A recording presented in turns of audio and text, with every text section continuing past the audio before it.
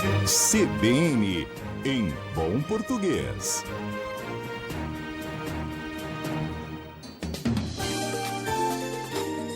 Professor Paulo Rogério de Almeida, hoje ao vivo conosco por telefone. Vamos falar de regência e também palavras erradas, seguindo aí em algumas situações que a gente vem abordando nas últimas semanas.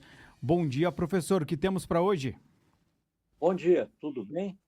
Tudo ótimo, senhor. Bom, tudo tranquilo. Só desculpe não estar aí nos estúdios, estou em reunião colegiada. Quer dizer, reunião com os colegiados de curso, mais departamento e outros departamentos convidados. Bem, eu vou retomar a história da pronúncia errada, da regência, mas antes fazer uma proposta. Uma sugestão. Minha experiência mostra, por exemplo, que se nós pegarmos as 10 palavras grafadas mais erradamente, a palavra exceção ganha estourado.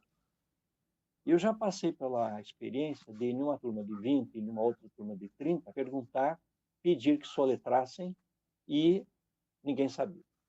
Então, a minha sugestão é a seguinte, é estranha, mas ela é honesta. Escrever a palavra. Escrever, pegar um papel e escrever 10 vezes para retê-la na memória visual. Então, por exemplo, exceção é EXC, C cedilhado, A com tio, O. Normalmente as pessoas falam um S ou dois S. Uma hipótese seria confundir com excesso, mas eu não vejo muita relação entre excesso e exceção. Então, por exemplo, não sei escrever exceção. Então, veja, não é a questão da fala, a questão da escrita, que, aliás, é uma das minhas preocupações. A fala, que não é um fenômeno errado, está começando a contaminar a escrita. Então, eu falo exceção, mas na hora de escrever não sei. Então, eu escrevo 10 vezes a palavra para retê-la na memória visual. Que tal?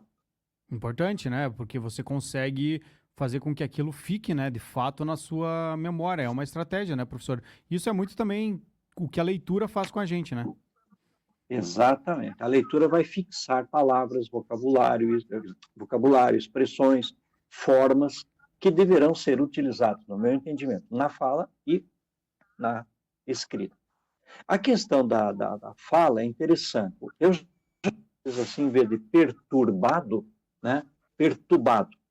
Bom, vamos registrar que é fala, que a pessoa de certo não sabe. Mas ontem cedo, num telejornal aqui do Paraná, apareceu escrito ali, a polícia informa que ele estava perturbado. Claro, eu não liguei para a rede lá, não falei nada, nem fotografei, mas é interessante o registro escrito de uma fala errada.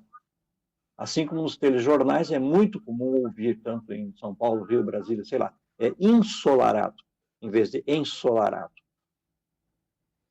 Isso acaba aí, né, colocando em xeque também, mostrando, né, que a gente precisa cada vez mais separar também, entender que um estilo de fala e um estilo de escrita, eles têm as suas peculiaridades, né, professor? Tem. E essa questão da fala é tão interessante, né? Na reunião em que eu estou, eu ouvi várias pessoas falando enfim, mas assim, no início. Enfim, eu gostaria de dizer que, enfim, para finalizar uma sequência. Que aí aconteceu assim, assim, assado, enfim, foi isso. Mas isso é próprio da fala, tá? Agora, se uma pessoa escreve, enfim, começamos a reunião, aí fica uma coisa bastante deselegante. Mais algumas indicações que a gente pode trazer, professor? O senhor mencionou questões também da regência ali, o que a gente pode nesse finalzinho de coluna desta quarta-feira? Correto. Eu já comentei em alguns casos, agora vamos pegar o pagar.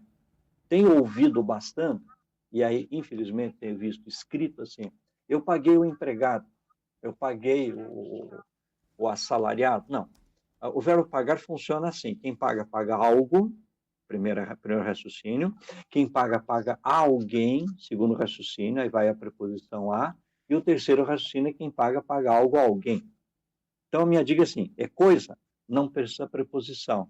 É pessoa, precisa. Paguei o boleto, e não paguei ao boleto. Agora, paguei ao vendedor, paguei a, em caso, diarista, paguei ao colaborador. É um outro caso em que a fala está pouco a pouco contaminando a escrita. Nesse caso, Tudo bem, pode falar. nesse caso, o professor também vale para, tipo, paguei a empresa, né? Com crase, inclusive, até, né?